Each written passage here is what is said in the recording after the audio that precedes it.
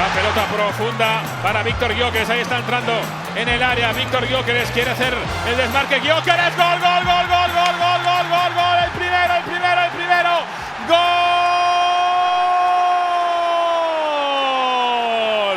Liberando toda la tensión. Despejando las dudas. Marca, por fin se estrena Viktor Gyokeres. Gyokeres. Primero.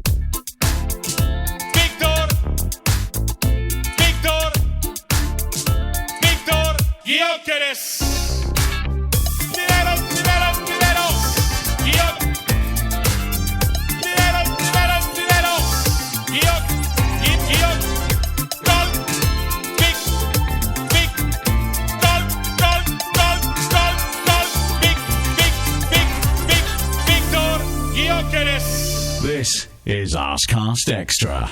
Hello and welcome to another Arsecast Extra, as always, with James from Gunnerblog. James, a very goodly morning to you. A very goodly one, Andrew. A very goodly one to you and all the listeners. And all the listeners. There's a lot going on, isn't there? Sometimes, we're like, when we're about to do a podcast, well, let's see what we can get out of what meager information the football world has provided to us. This one, I don't think we're going to have any trouble in, finding our way. The first 8-hour Arsecast Extra, incredible. Someone said, can you please make this a 3-hour episode? I don't know that we can, but we certainly have a lot to talk about. Yeah, I guess we'll see. We'll see where it takes us. But there's an awful lot to get into.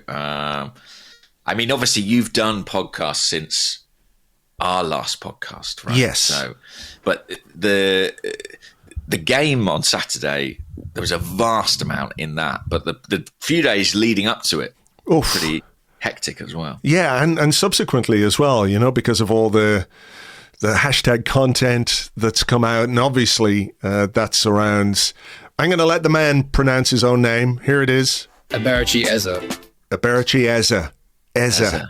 That's going to take some getting used to. It is going to take a bit of getting used to, but I think we have to sort of at least be humble enough to think that the man knows how to pronounce his own name. Is that fair? Yes, well, it's part of the Arsenal credo to stay humble. So, yes, you're absolutely right. I mean, it has been extraordinary. And before we get into all of that, and we will talk about the game, obviously, but I do think there's something... I don't know, a bit special about this deal, about this transfer, about the way it happened, about the way it has melted the other part of North London maybe, but what it's meant to Arsenal fans is what I was trying to say there. I can't quite remember a transfer or a deal or a player whose story has created such emotional heft. It really is. Maybe Mikel Silvestre. There was. I remember you having quite a lot of emotional heft at the time that transfer went through. I immediately went to the toilet and had some emotional heft when Mikel Silvestre signed. Yes, that's true. No, but sorry to cut across you because you're right. You're right. It's a hell of a story, isn't it? It really is. I mean, the interview between Eze and Ian Wright, which was on the official site yesterday, and I'm sure people have seen it. But if you haven't yet gone and had a look at that, please do, because it is probably the best welcome interview I think I've ever seen. I was told, obviously there was probably some scripted questions provided by the club, but Ian Wright, being Ian Wright, kind of went his own way with things a bit during that as well, and it turned out beautifully. I think it really is just very, very heartwarming when you consider the two players, you consider the pathway that they share, the age at which they arrived at Arsenal, Eze's journey, from rejection to Queen's Park Rangers to Palace and now to Arsenal, coming full circle, and even little small details. I love the fact that his wife is an ICU nurse. Just small things, just added layer upon layer of feel-good factor to this. Yeah. I mean, you won't find anybody in football who's got a bad word to say about this player. I really do think that. Like he is known to be one of football's good guys, nice guys, and I think that little detail about his wife tells you about the kind of background and the kind of grounding that he has, and doubtless that will be one of the things that appealed to Arsenal. I think his personality, but yeah, it is an incredible story. The content with Ian is amazing. I mean, I think there's such a value, isn't there, in having somebody that a player feels comfortable with in that setting. Yeah, like they have so much in common, and their stories share so much that you're getting a player who's totally relaxed and themselves in that environment. And I don't think we see that very often. No, and that's no slight on the people who do those interviews with, with the same new if I players. sat down with it. Yeah, of course, yeah. But immediately you've got an Arsenal legend, a beloved Arsenal legend, and somebody who I'm sure Eze and lots of other players sort of look up to and see as a kind of an idol. And then he whips out Thierry Henry on the phone as well. It's like, it's brilliant. They're buoying it at that point in the interview. That's what he said. But yeah, it is very touching. And like, we do have an enormous amount to talk about. Because obviously, another big narrative coming out of the game at the weekend was Max Dowman and this precocious 15-year-old making his first team debut, and kind of how absurd and extraordinary that is. But there is this kind of poetic aspect of having that alongside Eberechi Eze's return, who, when he was just a couple of years younger than Max, his dreams were being dashed. Yeah. He wasn't the chosen one necessarily. He wasn't the next big thing. He was being released from the club and having to leave the club that he'd loved his whole life. Right? Yeah.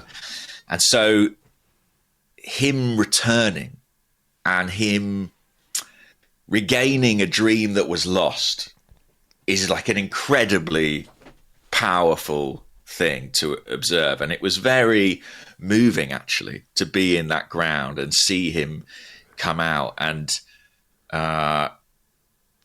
sort of see that recognised by the supporters and see him take that moment in and what it meant. Yeah.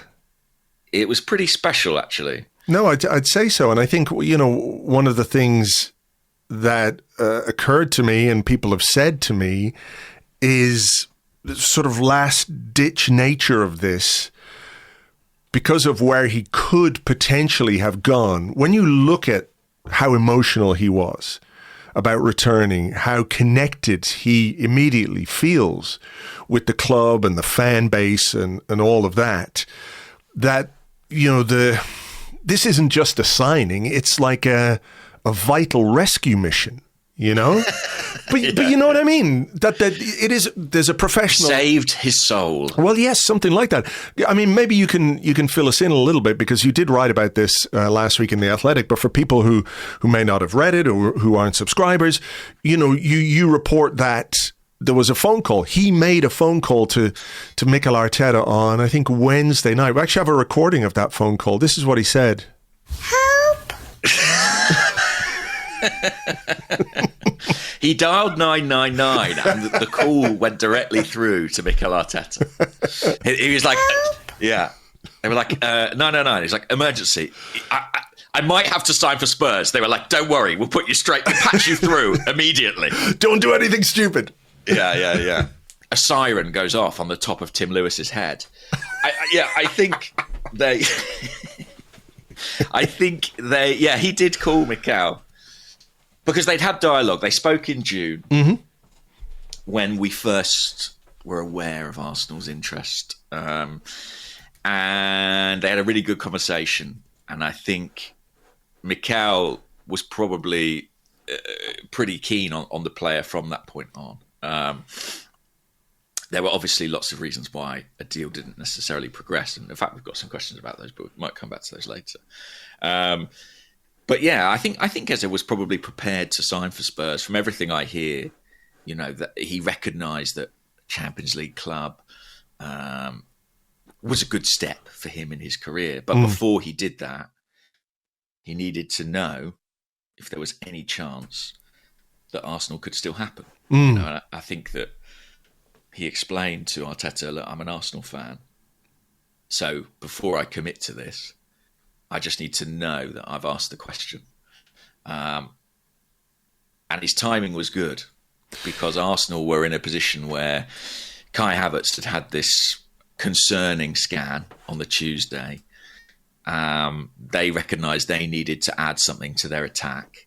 They were prepared to do that before selling players, which was a bit of a shift in policy. And the pieces fit together. And basically within a few hours, Eze knew he'd be joining Arsenal instead of Spurs. Yeah, amazing story. I mean, in his press conference on Friday, Arteta was asked, whether it was about the Havertz injury that really not forced Arsenal's hand, but pushed them into making a decision. And he said, we're not reacting to anything. We've been prepared and understand what we could do. We've decided that this is the moment to do it.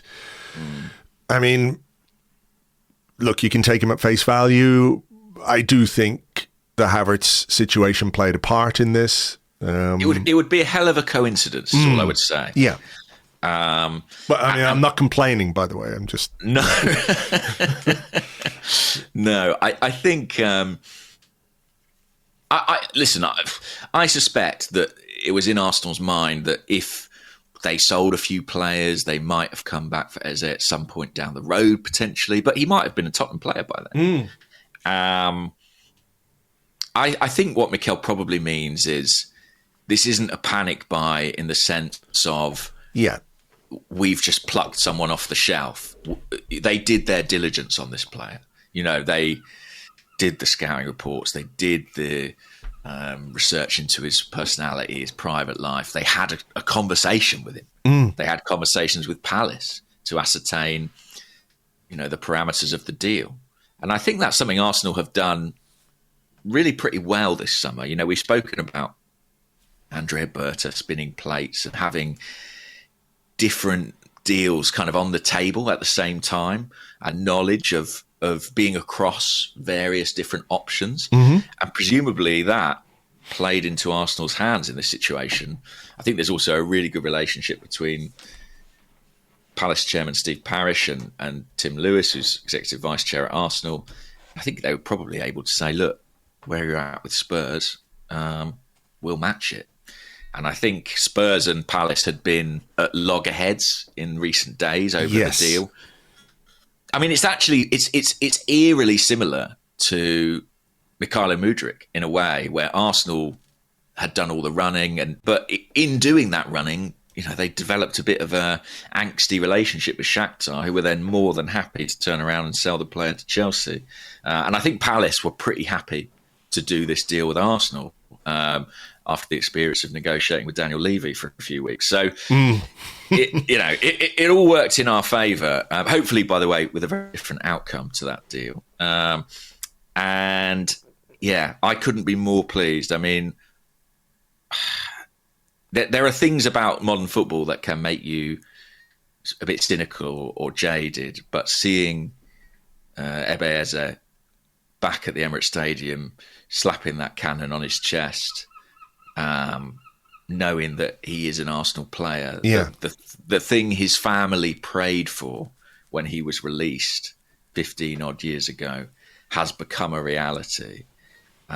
It's very difficult, I would say borderline impossible, not to be caught in the emotion. Yeah, you've got to have a heart of stone not to feel emotional about it, and to see him come out on the pitch and the smile on his face, taking it all in. That return, I think when we did the Arsecast on Friday with Ryan and Musa described him as a man on a mission. And I think there's something to that as well. Beyond the extraordinary emotional side of this, being an Arsenal fan, returning to the club, almost joining that lot, then getting rescued and coming in and providing everybody with this incredible feel-good sensation, right? We won 5-0 on Saturday.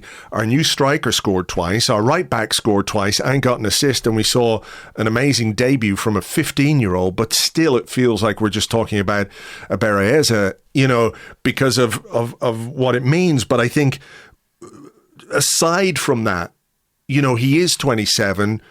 He's earned his status in the Premier League with incredible performances for Crystal Palace. And I think there is a sporting side of this as well, which is really interesting. You know, that he is coming to Arsenal in his prime years and needs to be and wants to be, and we need him to be part of what pushes this team a little bit further than previous iterations of this team have been able to go, you know. So from that perspective as well, I think it's really, really exciting, on top of all of the warm feelings we get simply because it happened and the way it happened. Yeah, there's a huge kind of tactical component to it. I mean, I feel like he seems like an antidote to many of our issues. And I think as well, like the spirit with which he plays the game, you know, this idea that he's conscious that football is entertainment in some way. You know, don't get me wrong, he wants to win, but he wants to do it in style. And I think there is something that many Arsenal fans identify with there or chime with there. You know, I saw a headline, and you'll have to forgive me who wrote it. I think it was in the Telegraph. I can't remember who wrote the piece. But it said something like, Eberechi Eze feels like an Arsene Wenger signing more than a Mikel Arteta signing. And I think there's something really true to that. You know, for those of us who were reared on squads filled with about 12 number 10s, none of which we knew how they would fit into the team, there is something that is kind of vintage Arsenal about this. And he, in this squad, maybe is a bit of an outlier in that he is, as powerful as he is, as tactically intelligent as he has shown himself to be under Glasner, he's a flair player. He is a flair player. And he will bring showmanship to this team. And that's what I get really excited about. I'm like, I can't wait to see this player on the pitch, especially given how driven and how determined he is to make an impact, given everything we've already spoken about. Yeah. And I know, and when I say I know, I don't mean I know journalistically or as fact necessarily, but I feel in my gut that his story and his desperation to return to Arsenal, to be an Arsenal player, I am convinced will have been a factor in the recruitment decision as well. If I think about the way Mikel Arteta's spoken about previous signings, phone calls he's had with them, conversations he's had with them, even as recently as Viktor Gyokeres, the degree to which it was so clear that he wanted Arsenal above all else. I think the likes of Mikel Arteta, Andrea Berta, Tim Lewis, they will have listened to Eze and thought, yes, this is a brilliant footballer, but it's someone arriving with an almost otherworldly degree of motivation. And it's incredibly exciting to think how that might play out. It really is. And like, I know we're sort of speculating a little bit here because we can't really know. Although I did see Declan Rice say that he and the squad were buzzing at the arrival of Eze. I think as well, we have to recognise that for the players, for the squad, when you look at the games that we've got, when you look at the task that lies ahead this season, I think it's going to be a signing that lifts everyone internally as well, because we're all feeling amazing about it, right? We've been floating on clouds all weekend, or since the end of last week, basically, when we enjoyed the fun side of them not getting him and him coming to us and what that meant, and then the weekend's football and the result and the goals and the performance and then the presentation. Let's be clear, that will be funny forever. Yes, no two ways about it. It is. That phone call goes into Arsenal folklore along with Emmanuel Petit's taxi. You know what I mean? Yeah. Help. But, this is, we as fans have been like in sort of cloud cuckoo land, dreamland, if you like, because it's sort of, it's taken the transfer window, which I think generally speaking, most people were really pleased with. It's taken it to a different level. And I think internally as well for the players and for the squad, I think that has an impact too, and I don't want to bring anybody down, but we had the conversations on this podcast. Where would he play? Where does Eze play? Maybe we don't need to worry about that too much. Maybe we just, with the injuries that we're picking up this season so far, maybe we just relax, take it easy, and realize that there is going to be room for him in a number of positions. And I'm really fascinated to see what his role is going to be over the course of this season and beyond. Yeah. Can't wait. Yeah. Can't wait. It really is exciting. So look, we're 20 minutes into a podcast about a game, ostensibly about a game we won 5-0, and we haven't really mentioned that game yet. So shall we pivot to football? I suppose we should. Yes. Yes. Arsenal versus Leeds United. Starting lineup, Andrew. Noni Madueke. Yeah, on the left-hand side. I wasn't surprised. I predicted that in the blog on Saturday morning. I just had a gut feeling he would start Madueke on the left, and he did. And then the only other decision was about who was going to play left back, and he stuck with Ricardo Calafiori. And it was an interesting opening to the game where you could see that Leeds didn't come to sit deep and play with a low block. But within about 10 minutes, the way Arsenal dominated possession and territory kind of forced Leeds into that, which, as we know, has been like our Achilles heel for a little while. So I did think that was quite an interesting aspect of that first half, where I thought we were lively, we were quite bright, didn't really create a lot of chances. There was a couple of shots from Martin Odegaard, one not too far wide. But the way we played forced Leeds into sort of sitting deep, and that sort of causes us problems.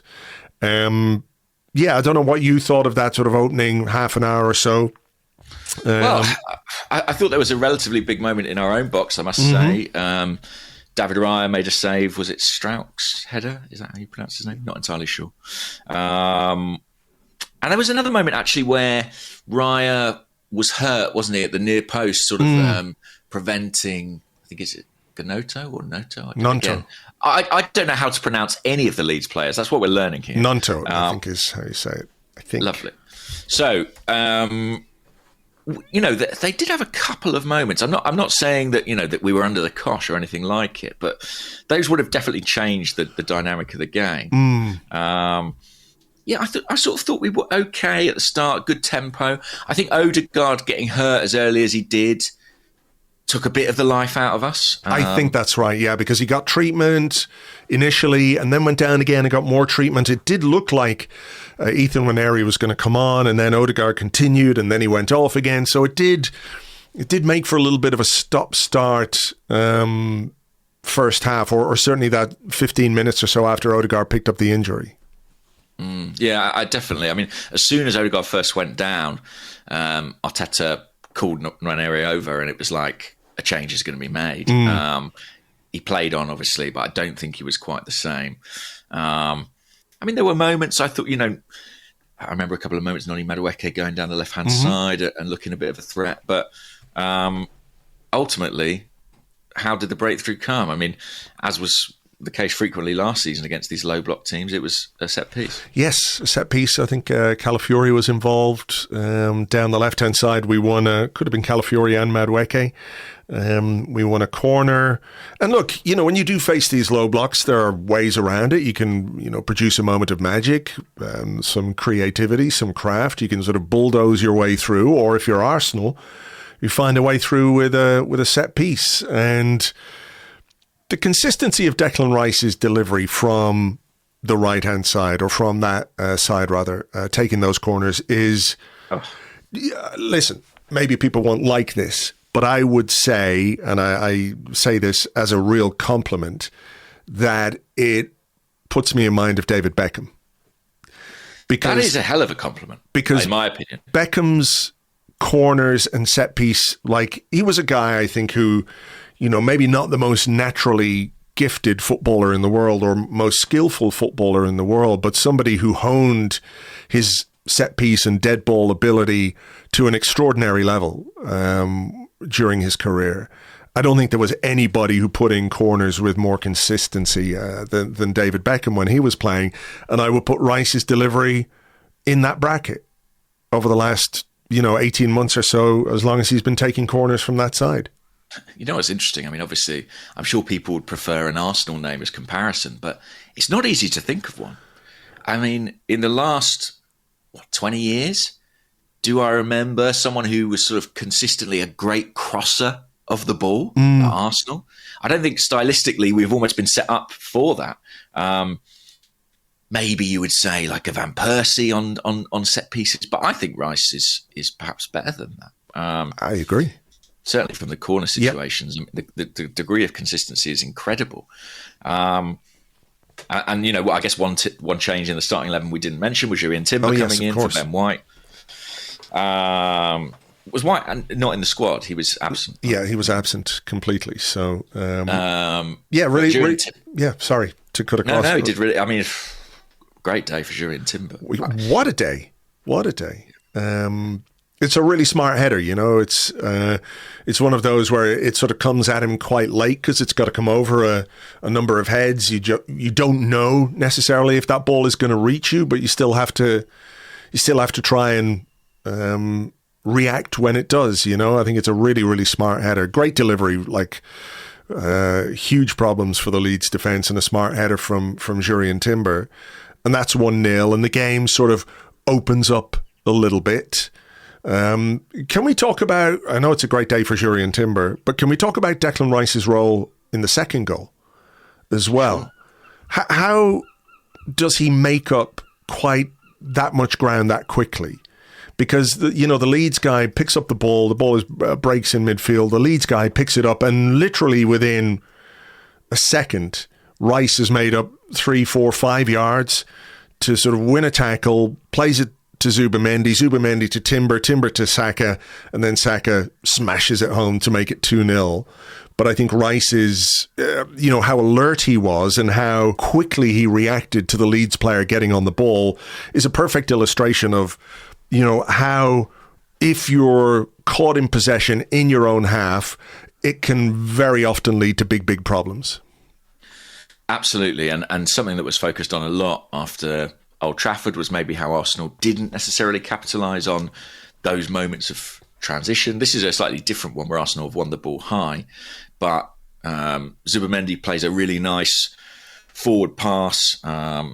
I thought basically, actually, that it's a good time to say it. I thought the partnership of Rice and Zubimendi was really promising again in this game, and I think it is looking much more like a partnership than maybe many people envisaged, or maybe the way our team is laid out in the pre-match graphic might lead you to believe. They really do look like they are working in tandem at times, and I think it was Mendy's pressing as well earlier in the half that created that chance for Viktor Gyokeres, which he missed, and the narrative might have ultimately been very different. The second half really turned things around for him, but yeah. Nice little move. Timber is involved, plays the ball down the outside. And we've seen that finish from Bukayo Saka before, haven't we? Yeah, I saw you on the whistle video sort of say the goalkeeper might not be particularly happy. I don't really know what any goalkeeper can do with a shot like that. I know that might be fair. It's close to him, but I think that's what makes it extraordinarily difficult. Like, it could smash him in the face and he wouldn't know a thing about it before he got his hands up, And it sort of whistles over his shoulder. The pace and the power of that finish makes it is a great goal. Pretty much impossible. So I think it's really all about the finish there. And you know what? I when we scored that goal, obviously going in 2-0 up at halftime is a nicer place to be, gives you a bit of a cushion. But I really felt like that was a goal that not only we needed as a team, you know, to score that goal from open play and to score a really good goal as well. It felt like something the team needed after, you know, a couple of set piece goals. But also it really, really felt like something Bukayo Saka needed. Because, you know, he came back last season. I don't think he was 100%. I don't know that he could have been 100% after the injury he had. And getting off the mark this season was going to be really important for him. So it was a really, really pleasing goal. But that, of course, was not compounded, but how happy I was for Saka. You know, 5 minutes into the second half, he goes down with an injury which felt as, you know, poorly timed as it can possibly get. Yeah, I think so. Yeah. I mean, that was the blot on the day, wasn't it, really? The injuries. Obviously, Odegaard went off for an area in the first half, and then Saka succumbed to, I think, what we can probably assume at this stage is a hamstring injury. I mean, that's what it looked like, yeah. Yeah, and there's a report from Sammy Mokbel this morning saying 3 to 4 weeks potentially absent. You know, that would tally with a kind of grade 1 hamstring strain. You know, I know that it feels like every time our players get a hamstring injury, it's 6 months. But historically, a hamstring, you know, so you used to say, oh, that'll be at least 3 weeks. Yeah, yeah. Well, that's the reporting this morning, isn't it? That it's going to be exactly. 3 to 4 weeks. Yeah. So I think Arsenal are relieved by that as an outcome. I know that given the fixture list, it's far from ideal. But I suppose given the injury, given the situation last season where Saka had to undergo surgery and miss months and months and months, on the sort of range of outcomes, it's in the good portion. Yeah. And I have to say, like, he is a hugely important player, and I don't for a second underestimate like what he offers and what he brings and how crucial he can be. But for the first time in, I don't know, maybe since Bukayo Saka became a regular first team player, I do feel that Arsenal have built a squad that is equipped to deal with this situation. I mean, this is exactly why we have bought the likes of Noni Madueke, Eberechi Eze. You know, we've got a matchday squad in which Gabriel Martinelli did a single minute at the weekend. Yeah. That's how much of a stronger position we are in. So I'm not saying we won't feel it, but I feel like we're far better equipped than we ever have been. Yes. Yeah. I mean, you don't want him or Odegaard being injured at all, but there is some reassurance that the work we've done this summer to build a squad allows us to deal with injury setbacks and injury issues in a far more cromulent way than we have been able to in the past. I suppose what we should say is that just before Saka went off, we had a landmark moment, I guess you would call it, when Viktor Gyokeres scored his first Arsenal goal. And some are saying it's like his trademark goal, but he does enjoy that space, doesn't he, when he can run into it down the inside left channel and drive into the box. He scored a lot of goals like that for Sporting. This time it came with a sort of first-time ball over the top of the defence from Ricardo Calafiori. Gyokeres took it on, and it was one of those where you're going, okay, let's see what he can do here. And what he did was drive into the box, step inside, and you know, plant the shot into the bottom corner. A really good way for him to get off the mark, no? I think so, yeah. I think so. Especially after what happened in the first half, where he did slightly snatch at that chance. And I wasn't watching, obviously, on Sky because I was there, but I gather Gary Neville was kind of chirping away about the sort of need for him to get off the mark. Listen, don't get me started on Gary Neville. He was going, it's only 2 games, whatever. But like, immediately putting that pressure on him. By the way, there was a moment in the first half, about 10 minutes in, 11 minutes in the first half, where Leeds switched the ball out to their right-hand side, and it was Dan James facing up against Ricardo Calafiori. And I don't know if he just lost his mind or forgot to turn his mic off. You can hear Gary Neville very clearly in the commentary going, "Go at him. Go at him." It's like, what the fuck are you talking about? You're Manchester. You're supposed to hate Leeds. Properly hate Leeds. Well, he did. He got caught on air, didn't he, the other day? Did you see that? Where he thought Sky were on a break and he was talking about the Leeds fans. Oh, really? Yeah, and he was like, yeah, I'd go nowhere near them. They're one set of fans. They're the one set of fans in the league, honestly. Oh, wow. Maybe he's trying to curry favour with the Leeds fans by, Maybe he is. I mean, he's got a way to claw back. I don't think they're too keen to hang out with him either, to be fair. So, listen, when you arrive with the fee, the expectation, I think more so, that Gyokeres does arrive, but there is going to be focus and analysis. And he is in a slightly unfortunate position of having to be the guy because Havertz is out looking very sad on the touchline, slumped over a railing. Oh, God, he did look so sad, didn't he? Yeah, like a very sad, very lanky puppy. And he's got no choice. He's having to play himself into match fitness, into adaptation, into an understanding with his teammates. But this goal was a demonstration of what he is capable of. And I think the thing about it that really struck a chord with me was the total single-mindedness. I don't know how many players, and by the way, I don't think it's a coincidence that Calafiori plays that pass and it's a first-time pass and it releases him over the top. Like, that's what we have to get better at doing, playing early into space, early into the channels. But I don't know how many Arsenal strikers we've had over the past decade or so would race into that channel, pick the ball up, 30 yards from goal, stuck out on the left and think, I'm scoring here, Yeah. Like there were several opportunities for him to look up, find a teammate, try and play the pass. It wasn't even in his mind. He thought, I'm going to get past this guy, I'm going to get inside, I'm going to shoot. And he did it. Yeah. Right. So it's that bloody mindedness that I think really adds a different dimension and something we've not had in the front line. Sure. No, I think you're absolutely right. We have been a team which can sometimes overcomplicate matters when we get around the box. That we are looking for that Goldilocks moment, right?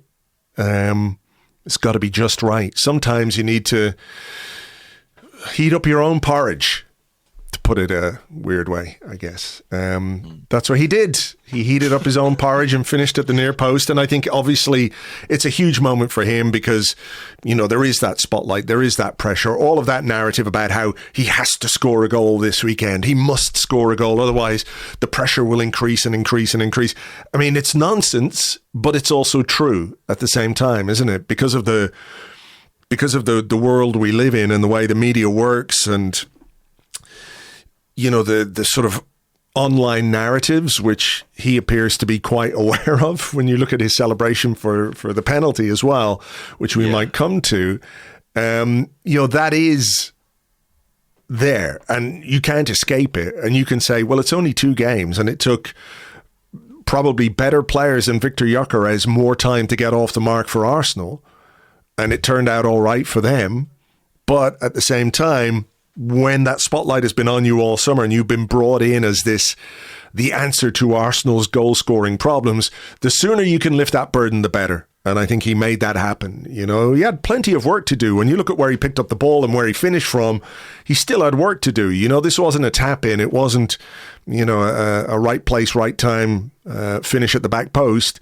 He did that work himself. And, it was a big moment. And obviously, the game from that point was pretty much won. We get the 4th goal, Jurrien Timber again, a good corner from Declan Rice. Leeds didn't deal with it properly. And it's 4-0 after about, 60 minutes? Which, of course, then, 58 minutes, I think, 56 minutes when we scored that goal. So it's 4-0. Game's won. Everybody knows the game is won. And Mikel Arteta then, knowing that he only has one more opportunity to make changes, by the way. Yeah, because of to make two enforced substitutions. So there was only one more substitution slot, for want of a better word. He made a triple change on the hour mark, or just after the hour mark, where we saw Miles Lewis-Skelly, Christian Mosquera come on for his debut, and eye-catchingly 15-year-old Max Dowman come on for his debut. Game state, I think, played a significant part in allowing Arteta to give Dowman that much time, right? Mm-hmm. I think so. I mean, it was interesting. He was with the squad at Old Trafford, but not selected. Yeah. And I watched him kind of. He was on the touchline in trainers. He had a couple of Arsenal heavies around him on the touchline, and he was watching the training session. And he looked every inch a kind of frustrated teenager. Do you know what I mean? He was like, oh, man. Like, he was watching, but he was sort of like not watching, fiddling with his hair. You could tell he was desperate to be involved. And then obviously before the game this weekend, there was a bit of buzz around that maybe he was going to be named on the bench. A couple of injuries helping his case, I suppose, in that respect. But I think Mikel Arteta probably had it in his mind. If we're in a good position, it would be appropriate to reward him for the progress he's made and what he's shown in pre-season. And a much, how can I put it, healthier place to make a debut maybe than an away game at Old Trafford on the opening weekend. Very high stakes, very hostile potentially.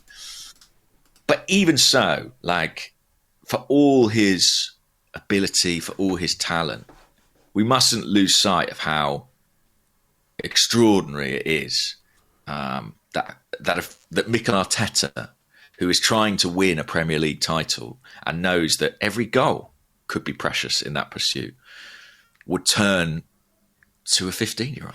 Yeah, and let's remember as well, as you said, Gabriel Martinelli was on the bench, didn't get off the bench. Mikel Merino on the bench. He didn't get off either. There are going to be some senior players who I'm sure are delighted for Max Dowman and can see the talent and the potential, but who internally are probably smarting a bit at that decision, because they want to play. Everyone wants to play. And I think what was really interesting about it was the enthusiasm, because everybody knows the story. And, whenever he got the ball, there was a buzz, wasn't there? There was a bit of a murmur of hope and expectation that he might do something, he might produce something. There were a couple of shots. One, I think, went wide, one went over. But there was this sort of collective will from 60,000 people in that stadium for Max Dowman to produce something tangible, end product, goal, assist. As it turns out, what he produced was a penalty for Arsenal and a piece of skill inside the box. He was fouled. He went down. The referee pointed to the spot. And, it is, I suppose, a continuation of what he's done throughout pre-season, in that he came off the bench and had a positive impact. Yeah, absolutely. Listen, I don't want to go overboard in terms of his performance. I was a little bit surprised after the game, like at Sky's coverage of it, and like the degree to which they were sort of laying on the hype. Maybe I shouldn't be surprised. No, frankly. But I just think the very fact that he was playing is really the extraordinary thing here, and the courage with which he played. The first thing he did pretty much on the field was kind of dribble inside and take a shot on. You so often see 18, 19-year-old players, when they make that breakthrough, deferring to teammates.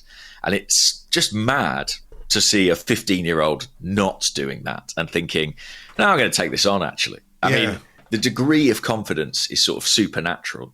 That's something Arteta mentioned after the game, because he said something about, you can tell the way the other players react to him because they give him the ball all the time. Yeah. And Declan I think Rice really tried to give him a goal, I think, at one point in the game as well. He did, yeah. I saw people actually talking about, well, we were a bit upset about Gyokeres not giving the ball to Max Dowman for the penalty. And no, I absolutely was not upset, but there was that level. I watched that exchange. I was like, because basically the penalty was awarded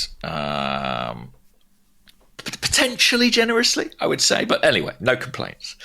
And Declan Rice immediately picked the ball up. And this was minutes after Declan Rice had sort of embarked on a 30-yard run and then tried to set up Max Dowman. And I thought, is Rice going to kind of pull rank and give that ball to Dowman in a sort of sentimental maybe decision?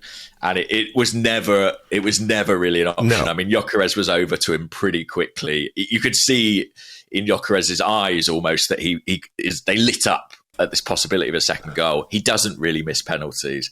And he had that hair celebration in the locker as well that he had to get out. Well, I actually think it is important.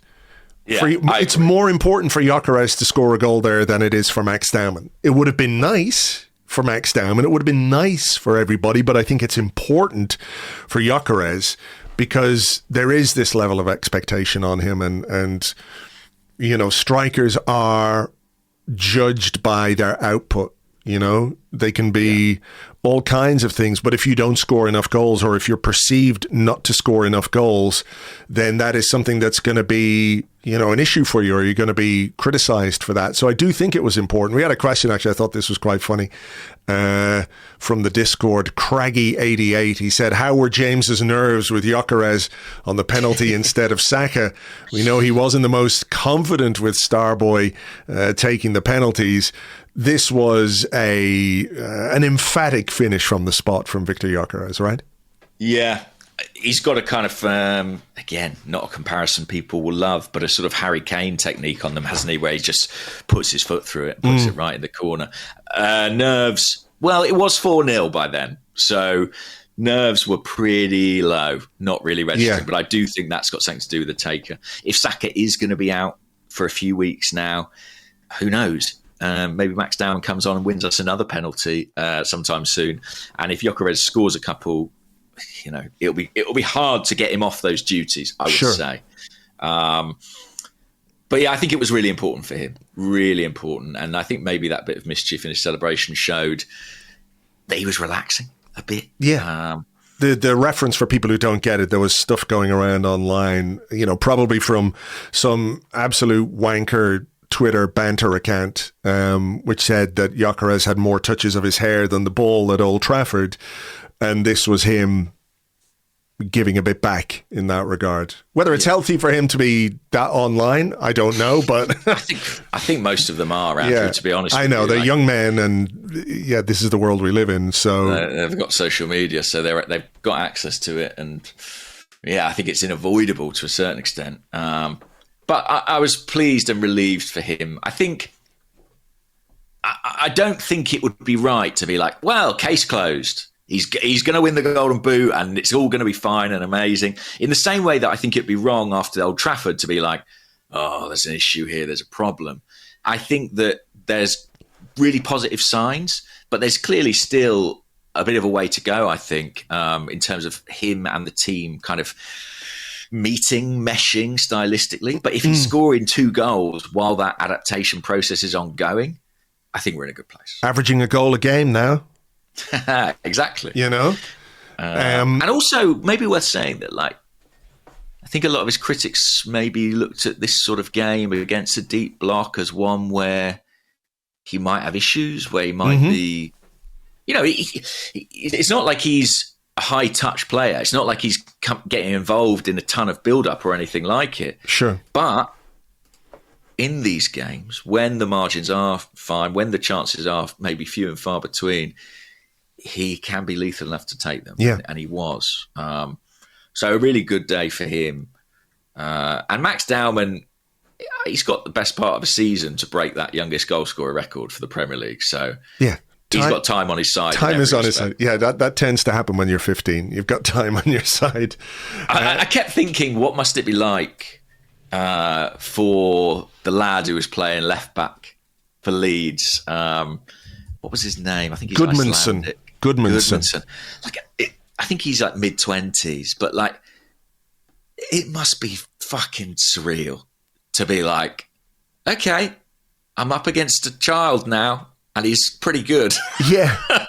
Like, it must be a weird combination of emotions of sort of, it must be a very, very odd experience. I think you know, in that situation, you probably want to use your seniority, if that's the right way of putting it, you know, your physicality as a grown man to sort of remind this kid, you know, where you are, where you're playing, and what the level is. And there was one moment, wasn't there, where Dowman just sort of ran beyond him, or they were in a race together, and the guy ended up getting booked. I think it was probably a bit harsh to get booked for that.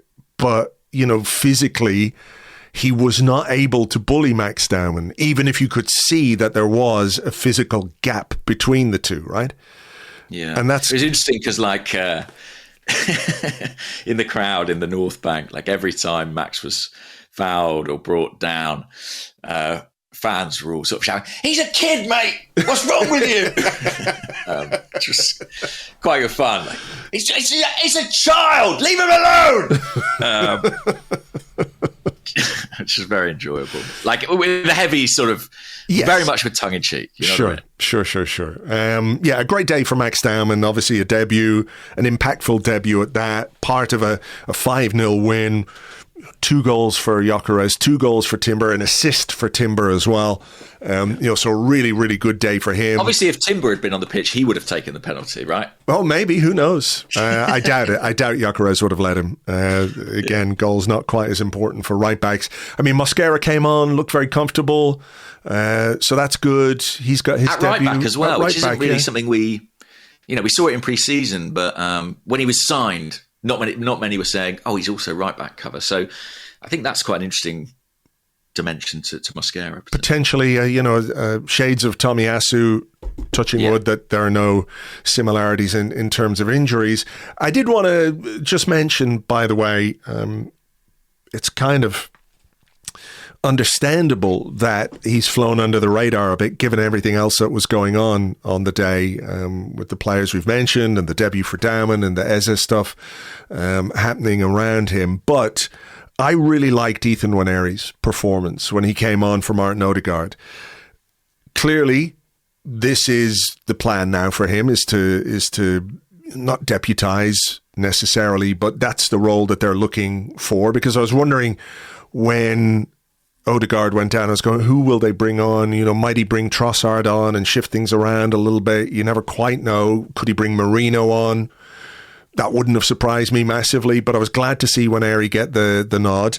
And I thought, while not necessarily spectacular, I thought it was a really, really tidy and efficient performance from Ethan Nwaneri. He didn't misplace a single pass.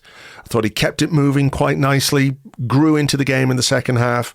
And I think, I don't want to say he's been outshone by a 15-year-old at the ancient age of 18. But I think we forget he is just 18 and he's asked to come on and play a very specific role. I thought he did it really, really well. Yeah. Uncles Ethan and Miles to young Max Dowman. I thought it was really good. And I thought it was significant that he was entrusted with that role. You know, a year ago, we lost Odegaard for the best part of 2 months and Ethan wasn't really getting those minutes, right? No. And it would have been easy for Arteta to bring on Mikel Marino, say, if not necessarily a complete stylistic match. I've seen him do things like that before, or even Leandro Trossard, but they gave Ethan his chance and he was good. I think that was a big day for him as well. I mean, listen, it was a good day all round, Andrew. I think, Ricardo Calafiori's performance was interesting again. He had something really unique, I think, to this team. Zubimendi looked a bit more settled. Didn't have the splats before the game, so that's probably a good thing. That does help. Does help. We saw Madueke being used on the left. Yeah, front to back, it was a good day, with the injuries maybe being the only thing you'd say worked against us. Yes, of course. Would you say maybe it was a great day? I think I might, Andrew. Okay, well, why don't we enjoy what was a great day as we go into part 2? We'll come back with your questions and more in part 2 right after this.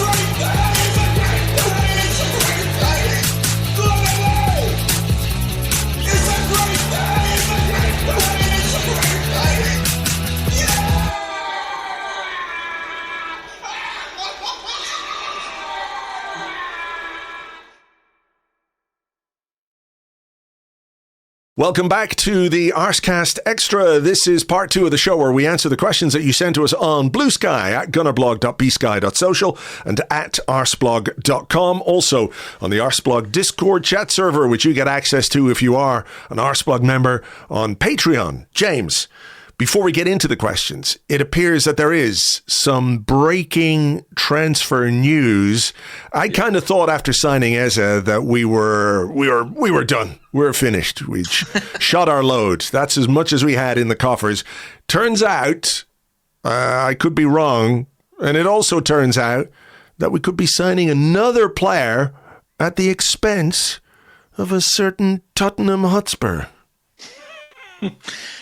It's possible. It's so funny, by the way. Less than a week ago, I think it was Tuesday, I did the story about Leandro Trossard's contract being amended. Oh yeah, I hope you're happy with yourself having decided that. I received a flurry of responses from people saying, "Well, that's it. Checkbook closed, I guess." Thanks for that, McNicholas. Yeah. Fucker. Yeah. And yet here we are with Eze in the bag, and potentially one more. And by the way, a top Irish prospect. Yes. On his way to us too. From Shamrock Rovers. Can't join until 2027 because of the new rules, or the rules that have been in place because of Brexit. So well done, everybody there. But there you go. Yeah, that's going to be an interesting one. But make Arsenal Irish again, right? That's it.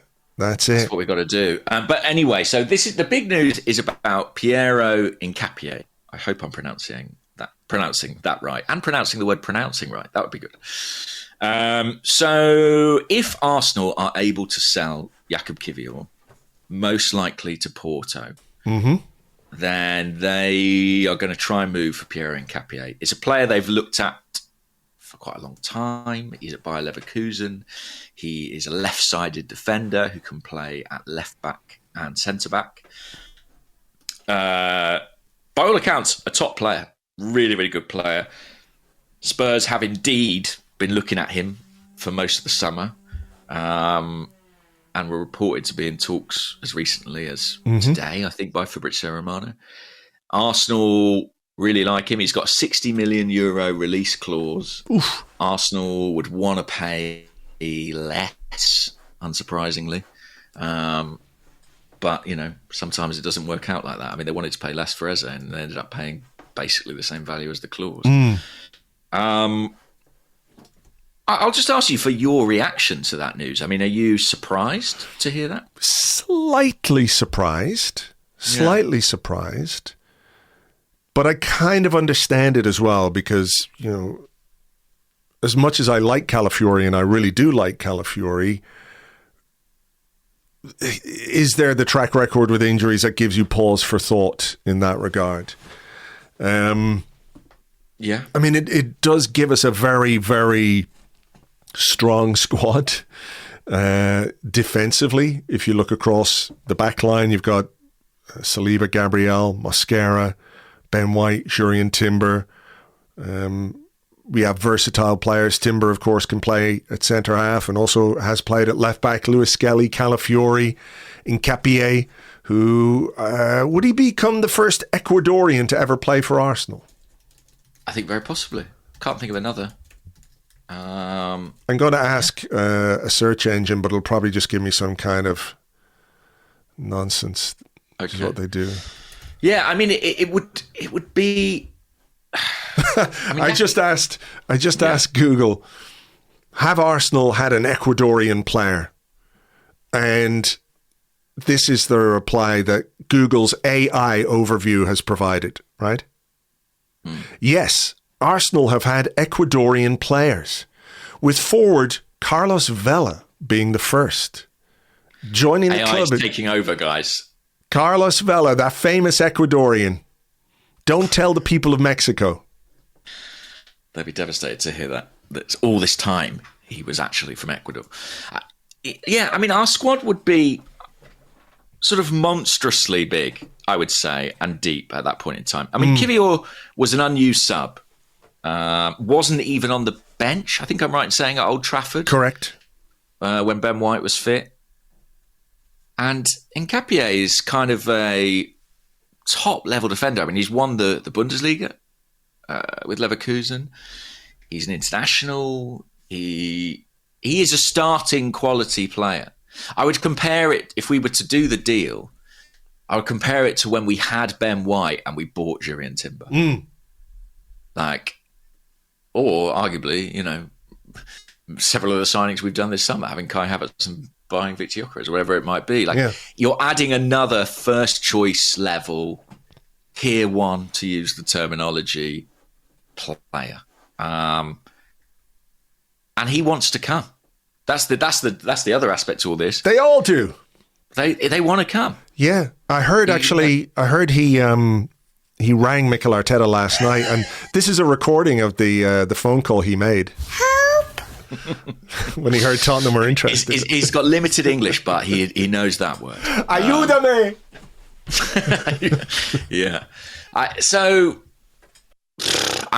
Matt, if Arsenal signed this player too, that would be what, 8 signings? 8 first-team signings? I remember Sammy Mockbell writing an article at the start of the summer saying that we were looking potentially at an unprecedented summer. And there was a point last week where people were screen grabbing that rather cruelly. You know what I mean?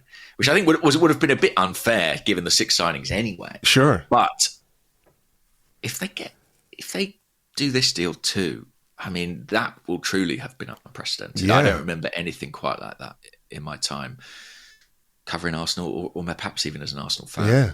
Sammy Muckbell can screenshot the screenshots. Yeah, he can rest easy. Just fill up his fucking online bullets. Take that, you cunt. He's too good a man to do that, I suspect. Maybe privately. I'll encourage him.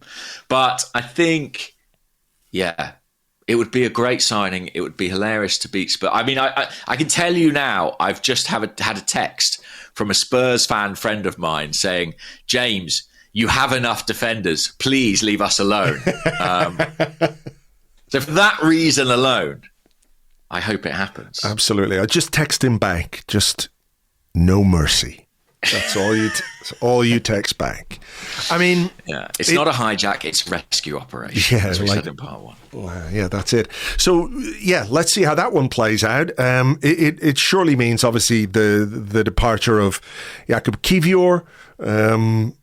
He needs to go and play, and if he's going to be that far down the pecking order now, with another arrival, then there's not that there's no choice for him, but I think the best thing for him to do is to leave. This deal won't happen unless Kivior goes. Yeah, that's sure. what I would say. Yeah. It's one in, one out, and I think probably, I imagine financially, if nothing else, Arsenal have to secure Kivior's exit before they can progress. Yeah, talk of a loan to Porto with an obligation. That would count, I think, within FFP terms, as a sale this year, if there's an obligation in the deal. So yeah, that would be viable, perhaps. What else could happen? Like, players who weren't on the bench this weekend included Reece Nelson, Alexander Zinchenko, Fabio Vieira, Albert Sambi Lokonga. Karl Hayne, by the way, has left. He's joined Werder Bremen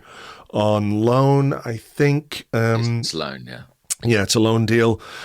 But there is still work for Andrea Berta to do in terms of outgoings. And look, I could be wrong, but it also feels a bit like outgoings are not just necessary for those players and to sort of trim the squad a little bit, but financially, if this goes through after the Eze deal, you're probably looking at a summer of north of 300 and something million pounds from an Arsenal perspective. I know it's not all gone out in one big chunk, but that's the commitment that Arsenal have made to these transfers. When you add up all those signings from Zubimendi through to Nkapie, if he arrives, then you're looking at something in the region of 300 million pounds or maybe more. So to balance the books, is it a case maybe Arsenal are doing like 3 transfer windows worth of business in one window? I don't know about that. I mean, Arsenal had a pretty even net spend last year, didn't they? Where they actually had quite a good year in terms of sales. I imagine that gave them some flexibility. Famously, they didn't buy anyone in January, Andrew, or infamously, I should say. So, I don't know. I know that they've gone out on a limb this summer. I mean, this is huge expenditure, lavish expenditure, I would say, on a scale we've not really seen before. It's pretty clear to me that Arsenal feel that this is their moment. This is their time to step forward and take that final step of winning things. Credit to them as a fan, because they've kind of been as good as their word in that respect. I think there were some programme notes from Josh Kroenke at the end of last season about the ambitions. I think Mikel Arteta spoke after that final Southampton game about having goosebumps at what Arsenal might be able to do in the market. And I think those words feel justified right now. So big credit to them on that front. Are there going to be repercussions down the line? Potentially. My own feeling is that, Arsenal need to get those players that you mentioned out of the squad. I mean, it's an unwieldy squad at this point in time. It is too big, I would say. We need to shed some of those players. Do I have much confidence we'll achieve the fees we would like on them with a week or so to go? Not massively. Not massively. I feel like maybe I'm wrong, but I feel like the advantage is with the buying clubs at this point. No, that's true, particularly at this point in the window. But they know we need to shift them, right? Of course. So if you're a buying club, you're going to go to Arsenal and try and get the best deal possible for yourself, and that's just kind of the way it goes. And I also think it's kind of the way it goes with players of that profile. With the Reece Nelsons and Zinchenko's and Sambi Lokongas of the world, there isn't a huge market for them. So it's inevitable that it is going to go to the final week of the window, which is where we are. It closes on September 1st, which I think is next Monday. Is that right? Yes. Yes, so there you go. So we'll see what happens. I have a question, though, because we've got to get to our questions. This one is from the Discord, from Mini Shadow 5. Again, I watched your video. I like sometimes to try and, read between the lines of what you say. And when you mentioned Gabriel Martinelli in that video, a little part of me kind of went, ooh. So Mini Shadow 5 says, do you think Martinelli will be sold? I don't think he will. But do I think Arsenal would sell him if a good offer materialised in the final week of the window? Quite possibly. I mean, whether the Saka injury changes that at all, I don't know. But I haven't, I've said all summer, really, and I think others have said it too, that Arsenal would kind of entertain interest in Martinelli and that they were open to sort of renewing their options on the left-hand side. I mean, I'll ask you, he didn't get off the bench on Saturday. Is that just a consequence of the injuries that we suffered? Do you think there's any sort of message there? Does it say something about his place in the pecking order, or is it just coincidence? Maybe a little bit of coincidence. As we said, the game state was really made it easy for Mikel Arteta to bring on Max Dowman. What if that game is 1-1 with 30 minutes to go or 20 minutes to go? Does he bring on Max Dowman or does he bring on Gabriel Martinelli? Yeah. And I suspect he would probably bring on Gabriel Martinelli because he's the more senior option. I just think the injuries we suffered and the fact that we were 4-0 up allowed him to, make two protective changes, which I think in Calafiori and Timber, we have to recognise that those were two changes where those players are being managed with those substitutions, right? Because Ben White's out. Timber, as Arteta alluded to in his press conference before the game, they were managing him. He wasn't part of the training on the open day last week. Yeah. So they're managing his return from ankle surgery at the start of the summer. So those two changes were protective, to bring on Mosquera and to bring on Lewis Skelly. Great changes to have, which meant he had one change that he could sort of do what he wanted with. And in that circumstance, I think the right thing to do was bring on Max Dowman to give him his debut, because it was a low pressure situation, in as much as playing a Premier League game at 15 can be low pressure, but it wasn't a case that he was being brought on to try and rescue a game for us. I think if that game was in the balance, I don't think Dowman comes on.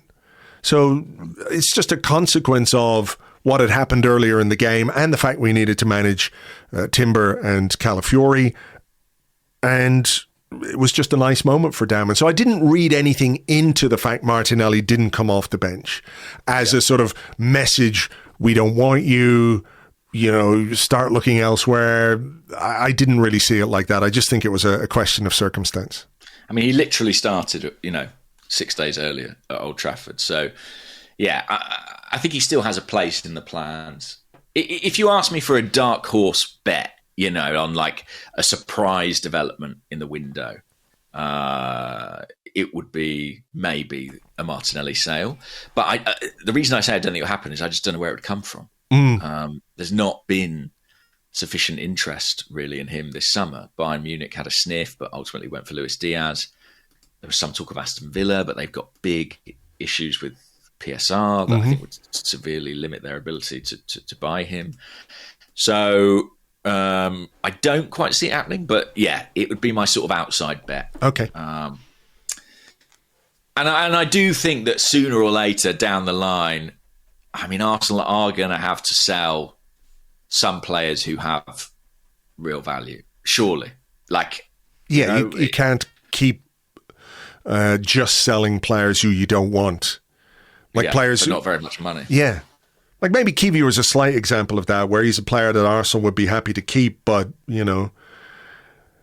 the way the summer has played out and what he wants means, okay, we'll sell this guy. Plus, it means Mikel Arteta gets to do the thing that he loves to do the most, which is sign a left back. It's interesting as well. Like a lot of people, there was some chat online I saw, some buzz about a left back over the last few days, and a lot of people were expecting maybe an overlapper. Do you know what I mean? Like a traditional fullback. Because they were envisaging maybe Eze plays on the left wing and then he's going to go inside. So do you need someone to go outside? Whereas this guy is more of a, I guess he's more of a Kiwi or Calafiori type. He's kind of an inverter. Well, interestingly, I just saw Lewis mention on Blue Sky. He just said, one thing I would say for Nkapie as an option at left back, he's more likely to hold the width and overlap than the players we currently have.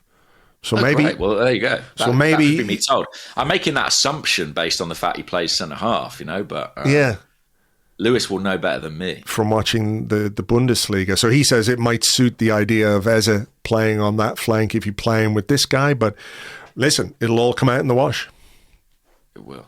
I do wonder as well, like having lost Eze, like how hard might Spurs push on this one? You know what I mean? Like how high might they drive that price? I Don't know. I don't. When a player generally gets what they want, so you have to assume we've got a good chance, but it's going to be interesting. And the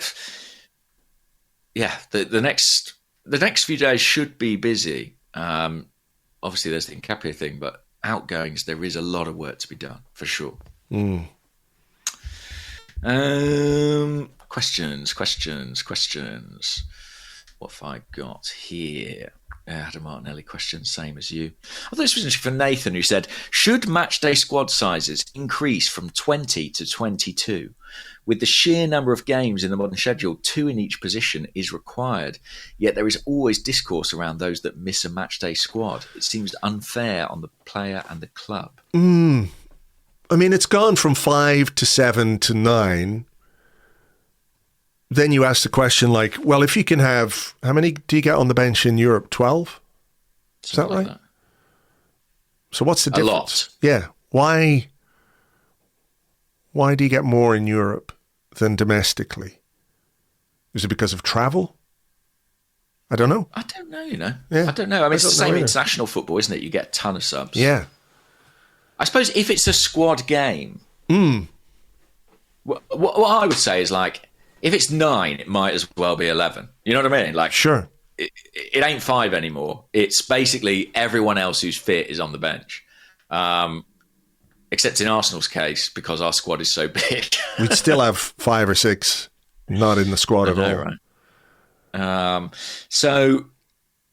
would support that. I think that's how the game has changed. It's no longer about the first team and a few replacements. It is a 22 or 25 man game. I mean, you are mandated to provide a 25 man squad, so it's not as if clubs will be scratching around. It's not that it's more beneficial to. Well, some people might say it's more beneficial to the big clubs who can stockpile a lot of talent, but it is a squad game, and every team has 25 players named on the Premier League website. So why shouldn't they be involved? So I would have no issue with it either. But I don't know how it changes or who would petition for that change to take place. Managers might, just as a way of ensuring everybody stays happy. What's worse, not being named in the squad at all or being named in the squad and not coming off the bench for a player? What do you think? I think a lot of the time they're expected to be there anyway. So I think they'd rather be on the bench. Okay. And rather have a chance. Because also, like, what if there's an injury in your position? Yeah. Or, you never know. It also creates the opportunity to have maybe a couple of academy players in there later in the season when injuries inevitably bite. I just think the degree of investment that the club are doing in having such a complete and deep squad, it would be to our advantage. I would say that. Sure. If we were allowed to have more of them on the bench. It would help us sustain squad of that size. Okay. All right. We've got a couple of questions about injuries, both from the Discord. Schwa says, what do we need to sacrifice to which god in order to remove this unrelenting injury curse? And Alex, in a slightly more prosaic way, says, I can't help but feel like the Arsenal curse has carried through to this season. Havertz, Saka, Odegaard, all out. Ben White too, don't forget, he missed the game at the weekend. Why are we so unlucky with injuries? Do we need a new physio? A new physio will fix everything, I imagine. But that's it, And of course, we sacrificed the old one to the dark gods.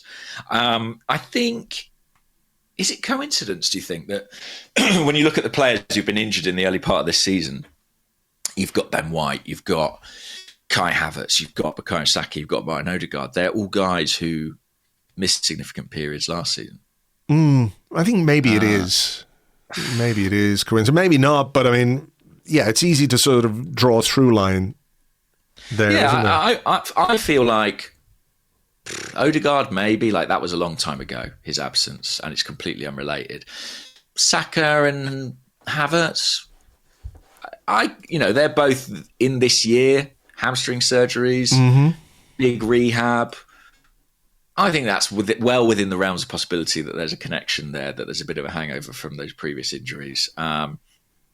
Just players getting used to regular competition again, what that does to their body. Is it a curse? I don't know. I don't know. Maybe I'm wrong, Andrew. Maybe I'll be proven to be wrong.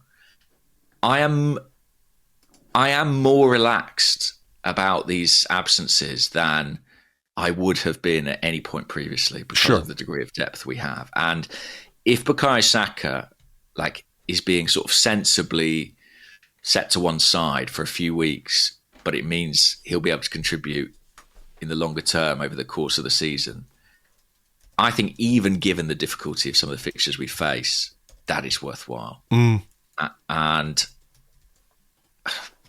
I'm not saying we couldn't use Saka at Anfield next weekend, but I think we have enough to go there and get a result without him at this point in time. And I'm not sure I would have said that last season. Yeah. I'm just looking at the sort of, there's a Premier League injury, or premierinjuries.com. There's an injury table there. And there are 6 players on the list for Arsenal who are being looked at, because Christian Norgard, by the way, is injured as well. He missed the first 2 games. He missed the first 2 games, and Gabriel Jesus is a longer-term injury. So there are 6 players on this table from an Arsenal perspective: White, Havertz, Saka, Odegaard, who we've just mentioned. And I'm just looking across all the other teams. Brentford have 6, Burnley 7, Chelsea 6, Palace 6, Manchester City 7, Sunderland 7, Tottenham 8. They obviously deserve more. But, we're not a complete outlier in Premier League terms when it comes to the amount of injuries that we are dealing with at this moment in time. So, I don't know, maybe Arsenal have looked at it. Mikel Arteta spoke about looking at it last season, didn't he? They're going to have to investigate why it happened or why these injuries have happened. But I suppose the best way, as you say, to be able to deal with injuries is to have a squad that's big enough to cope. When you lose important players, do you have the quality, the numbers first of all, but then the quality of player to be able to step in and do a job? And I think you're right. This season, more than any other season I can remember, if we were missing Saka, Havertz, Odegaard and Ben White 2 years ago or 18 months ago, we would be in very, very big trouble going to Anfield. And I'm not saying it's not going to have an impact, but I don't feel as panicky as I would if this had happened last season or the season before. And that's because of how we've built the squad. So it's up to the players who are going to come in to take their chances and to show what they can do. This is an opportunity. This is how it's going to work throughout this season. When players are injured, we need others to step up, and it is a chance for them to come in and show what they can do. Here's another transfer markety, salesy question from Sammy, who says, "Goodly morning, gents. On James's On the Whistle podcast, it's not a podcast actually, but it's not a bad idea. He mentioned Arsenal potentially listening to offers for 2 out of 3 unused outfield subs, Gabriel Martinelli. What about the third, Mikel Merino? It's hard to see his position in the squad, and you'd have to guess that if Eze had been available and Norgard fit, he wouldn't have even made the bench. Given his age, it feels like it would be difficult to offload him if we don't do it this window, unless we're keeping him to be our backup striker." And to be honest, I think that might be a big part of it at this point in time. Yeah, I can see exactly where who asked the question? Sammy. Sammy, it's not Sammy Mockbell. It doesn't say that it's Sammy Mockbell, just says Sammy. Okay, all right. Sammy Mockbell in disguise.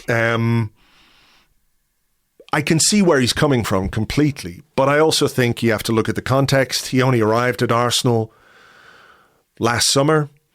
I think he's very happy at Arsenal. He seemed very pleased to be there. He seems like a really nice guy as well, a very popular guy around the squad. We can talk about injuries and depth, and I think he gives you that in a couple of positions, central midfield.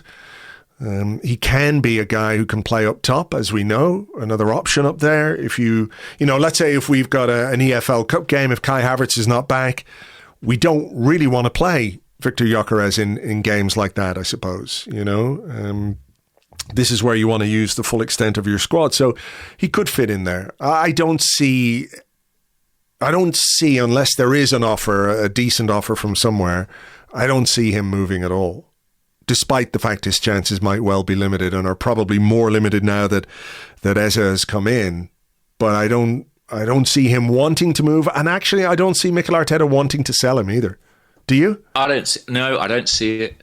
And I understand the question. I think certainly in the long term, you can debate, what his role in the squad will be. But I'd ask you this, and I know it's not something any of us want to contemplate. If Viktor Gyokeres picks up an injury this week, who's playing centre forward against Liverpool? I think it's Mikel Merino. Yeah, him or Trossard, I think. Yeah. And I think given the success of the Merino experiment last season, I think there's a very, very good chance it would be him. I think, Arsenal knew they had to do something when Havertz was injured. Well, they've bought a player in Eze who potentially frees up Merino, frees up Trossard to be those kind of supplementary strikers. I don't think, with such a lack of clarity over the timescale for Kai Havertz, that Arsenal can let him go. No. Maybe if you were offered if someone came in and said here's 40 or 50 million for Mikel Merino, obviously I think you've got to take it, but is that happening? I'm not sure I see that. So I think he'll be here after the window closes for sure. What about this one when we're talking about strikers? A slightly forgotten man, even though I mentioned him just a couple of minutes ago. D Smith 421 on the Discord says, Gabriel Jesus posted yesterday that he's back out on the grass, working out and building fitness. Does James have any timeline for his actual return? All going well. And do you guys think there's a way back into contention for him by the end of the season? Because there is a player, I know, who's been really, really badly affected by injuries, but as another striker option, and certainly somebody who can play on the wings as well when he is fit, Gabriel Jesus ticks those boxes. So he's probably still a little bit away from making a return. But yeah, what do you think the future holds for Gabriel Jesus? It is the final year of his contract, I think. I'm not sure if he got 4 or 5 years when he signed from Man City, but not sure. I'd have to check that actually. I'll have a look at Transfermarkt while you're talking. I think it was maybe 5, but 2027. 27. Yeah. I have been, I don't know if guilty is the right word, because I think this was sort of the right thing to do, but I've been guilty of kind of forgetting about Gabriel Jesus in my thoughts about squad building and squad composition. To the extent that when I saw his social media post yesterday of him doing work out on the training pitch, I almost did a double take. It's kind of that thing of like, that guy. Yeah. Oh, I forgot about him. Yeah. Yeah.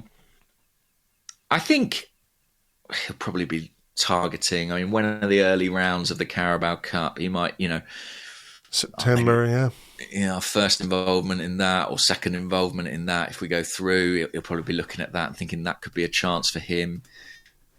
He might have a role to play. I just asked you, who's our second choice number 9 at this point in time, and currently it's 2 guys, neither of whom you'd say are necessarily a number 9. So he's got an opportunity, especially if Kai Havertz turns out to be absent for kind of, on the longer side of fears currently. So yeah, I think of him as a bonus player. Let's put it like that. But he's another player who, in your conversations about squad size and who gets on the bench and the 25-man squad rule and max 17 non-homegrown players, he's another player that you have to factor in. Because I think he's certainly another player that will be here September 2nd. I think he is probably in and around the period where he can start thinking about playing again. Because it's normally about 9 months, somewhere between 9 and 10 months when a player... Yeah. Mid-Jan, he went down, right? Mid-January. So you're looking at mid-September as the 9-month period. And then it's sort of around that time where they start to make their tentative steps, to a comeback. I remember doing a post on Arseblog looking at all the cruciate injuries that we had with Bellerin, Holding, Chambers was another one, wasn't he? Elneny, I think. And there was a sort of an average number of days there or thereabouts. Some players are a little bit closer or a little bit sooner. Some players a little bit beyond that. I'll have to look it up and see exactly how many days that was. But it does strike me that Jesus is around, or certainly coming up to that period where maybe he gets a run out for the under-21s, and then starts to make his way back into full contact training and that kind of stuff. So, yeah, I don't really see him moving between now and the end of the window. It would be quite atypical, wouldn't it, for a club to have a player of his seniority and his stature suffer an injury like that and then just sort of move them on. I mean, you could make the argument maybe a loan move somewhere for 6 months might be the way for Gabriel Jesus to go, because he might not play that much given, the state of the squad. But maybe it also risk, isn't it, for a buying club though? Yeah, of course.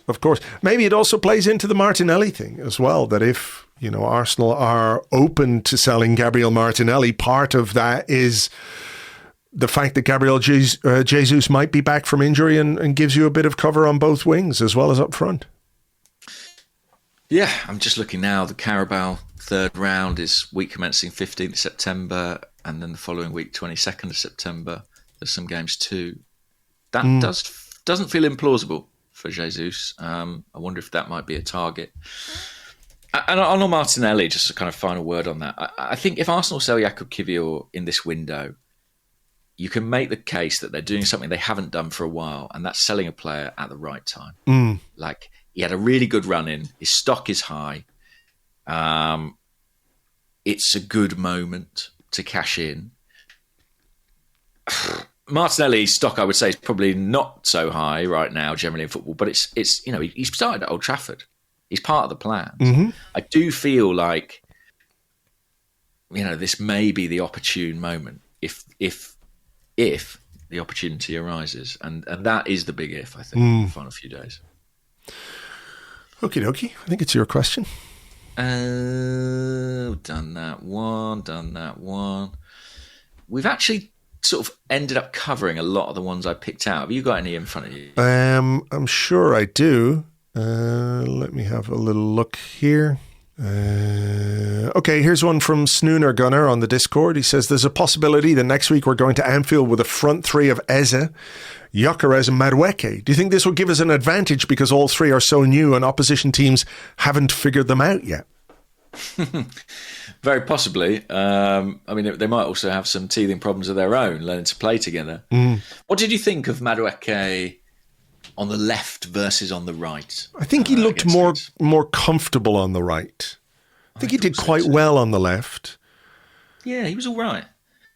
But I'm guessing he's going to be the guy to step in for Saka, right? Because he's played basically most of his career as a right winger, even though he gives us a little bit of something different on the left-hand side because he's left-footed and he goes outside rather than comes inside. But he is going to be the guy who's asked to step up. Yeah, Saka Potato just asked who starts if both Saka and Odegaard are out against the Mug Smashers. I mean, is it as simple as Madueke on the right, Ranieri in central midfield for you? Ranieri or maybe Eze, who knows? Or Eze on the left potentially. Yeah, certainly an option. We've got options. Mikel equally, he might go with a more workman-like midfield. He might pick a Merino and say, a draw is a really good result for us, and we're going to dig in and get it. There's lots of things he could do, potentially. Well, that's true, and that's what I think is interesting about the way we've built this squad, is that if you were going into this game last year, there's probably a very good chance that you could predict Arsenal's starting 11, a week before the game. I don't know that that's the case now, not least because we've got a couple of injuries. You don't know if Odegaard will be available or not. The suggestion is he might well be available for Anfield, but we'll wait and see on that. But there are elements to our front three that you probably don't quite know who's going to play, or the setup of the midfield, the construction of the midfield could be something completely different because of the options that we have. And we've spoken about fullback being very closely fought, contested in those positions. We might have another player to add into that mix as well. Here's a question from me to you, Andrew. Okay. If Arsenal do sell Kivior and do buy Pierre Nketiah, do you have any concerns about Miles Lewis-Skelly's role in the squad? If you add another left back potentially, who clearly Mikel Arteta thinks a lot of it and is more senior. It's a good question. Do you think? I don't know. Could we start to see Miles in midfield, or but where? Do you think it'll have consequences? Well, yeah, where in midfield? When you look at the midfield and you've got Zubimendi, and when Norgaard's fit, you've got Norgaard, and you've got Rice, you've got Marino, you've got Eze, you've got Waneri, you've got Odegaard. Yeah. Where does he play in midfield? It just seems quite. It's interesting, isn't it? A player who were nailed on, really, first choice in the second half of last season, and I'm not ringing any alarm bells or saying it's a crisis or anything like it, but it's interesting to imagine how that might all intersect. Yes, I agree. I mean, we're talking about how do we fit the players in at the top end of the pitch. I think if they do bring in this guy as another defender, he's going to want to play, and somebody's going to miss out because of that. Maybe they just think there's so much football to go around this season that they can keep everyone happy. Maybe they, as a way, James, of trying to prevent injury, you're looking at timeshare sort of situations for certain positions, making sure that nobody is overburdened, making sure that the load on individuals is not so high that you increase the risk of injury. So maybe we see more 60-minute substitutions in games rather than being tactical per se. Subs at 60 minutes. Maybe they're not tactical per se, but as I said earlier, when it came to Timber and Calafiori coming off, a way of protecting players. I don't know. I mean, it's hard to work it out. Maybe he wants that increased competition. Maybe he sees that level of competition within the squad as an ingredient to raise the levels and to get everybody pushing really, really hard for their place. So when they do play, there's this extra motivation, if that's the way you want to put it, for players to perform and to sort of copper fasten their position in the first team, Yeah. There's ways of looking at it. About that. Yeah. He's spoken quite a lot about the buy-in that's required on part of the players in terms of recognising I might not play every game. Sometimes I might not even make the matchday squad in the Premier League. And yet I need to accept that and play my part and contribute in whatever way I can. Yeah, I think he uses two terms, collaboration and competition. I think I might be right in saying that he even at one point internally kind of fused those words, collaboration. I think that might be an Artetaism. Jordan Campbell, I think, had that in an Athletic piece. Right. And as soon as you hear it, you're like, yeah, that does feel like something Mikel might do. Collaboration. That is the spirit, right? That will be required. And again, I'm fascinated to see if that's maintainable. I'm not sure I've ever seen an Arsenal manager sustain that without players becoming disgruntled. Yeah, somebody's going to be unhappy. That's human nature. But, if it takes... Yeah, sorry, I was going to say, if it takes some... They want to play, don't they? Yeah, they want to play. And if it takes some LinkedIn energy for us to win the title, so be it. I guess we all have to live with that along the way. Imagine if Mikel's on LinkedIn. What that would look like. My God. Yeah. Carlos Cuesta feels like he's got big LinkedIn vibes. You know what I mean? Yeah. I can see that. What about this one from mb273.bsky.social, who says, why do you think it appears our academy is better at developing left-footed players than right-footed ones? It can't be coincidence that the 4 featuring for the first team are all lefties. So that's... This is actually very easy to explain. Is Dowman naturally left? Yeah. So Dowman, Nwaneri, Lewis Skelly and Saka. It's very simple to explain. We had Jack Wilshere in our academy. And he planted one of his seeds in the training ground. They used him as the kind of gene father of the Hale End crop. He went into a side room. I don't think you need to take that one any further. No. Everyone has an imagination. I was originally sort of saying, it's because he's like a guru of left-footed play and he coached 3 of those guys at any rate. But yeah, I don't know. Here's a magazine with Liam Brady in it. Exactly. And from a little test tube they created a fleet of left-footed wonder kids. Hey, here's an idea. I don't know. Maybe left-foot. We know about left-footedness being prized in the market at times, having a premium attached to it. There are left-footers around. Maybe it is cheaper and better to make your own. I don't know. I think it's probably coincidence, but maybe it's easier for left-footed players to stand out. I don't know. Really made me laugh. Yeah, I think probably it's all what you're saying is all bullshit, actually. But and it was very fair. It was very. Okay. But it is a cool little quirk, isn't it? Yeah. And there's some precedent, Brady and yes, for sure. There's also one here from I'm a Eberechi. I like that. Okay, nice. He says, following the signing of Eze, we now have an unprecedented 5 players with a Z in their surname. This accounts for 15% of all such players in the Premier League. So there you go. The armoury will be stocking up on Zeds as we speak. Yeah. That was actually, I think, Eze's phone call to Arteta, wasn't it? I'm a Eberechi. Get me out of here. Yeah. Basically. Yeah, that, of course. And help.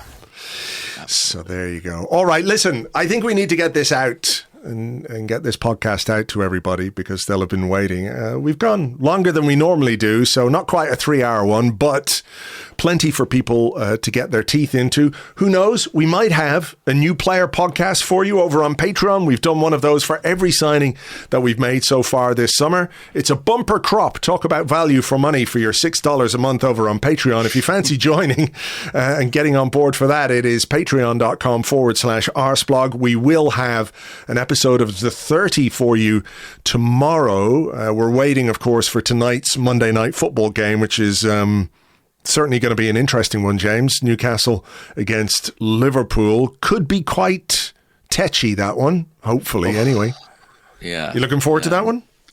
I am, and I think it will tell us a lot about this Liverpool team as well, and probably having a bit of a knock-on effect for our game against them. So, should be a spicy one. Yes, let's hope so. The Alexander Isak saga, debacle, whatever you want to call it, hangs over that one like a bad smell and hopefully continues right until the death of the window anyway.